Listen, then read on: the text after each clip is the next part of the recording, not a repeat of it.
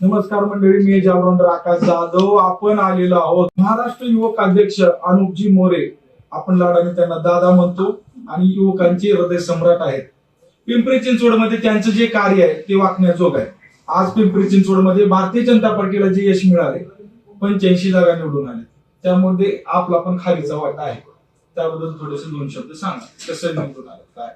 शेवटी आमचे आदरणीय नेते महाराष्ट्राचे देवेंद्र भाऊ असतील, आदरणीय आमचे प्रदेशाचे अध्यक्ष रवी चव्हाण साहेब असतील, महसूल मंत्री चंद्रशेखर बावनकुळे साहेब असतील, इथले स्थानिक आमचे नेते शंकर भाऊ जगताप असतील, महेश दादा असतील, आमदार उमाताई असतील, आमदार अमित गोडके असतील, या आणि जिल्ह्याचे अध्यक्ष शक्तीभाऊ काटे असतील, या सगळ्यांच्या नेतृत्वाखाली पिंपरी महापालिका झाली. याच्यामध्ये जनसामान्यांपर्यंत भारतीय जनता पार्टी गेली होती. अंत्योदय ह्या संकल्पनेला घेऊन चालणारी आपली भारतीय जनता पार्टी, तर समाजाच्या शेवटच्या घटकापर्यंत भारतीय जनता पार्टीचे कार्यकर्ते असतील, आमचे बूथ प्रमुख असतील, जे काही पदाधिकारी असतील, भाजपचे मंडळाचे अध्यक्ष असतील, जे पदाधिकारी असतील, ते लोकांपर्यंत जात होते.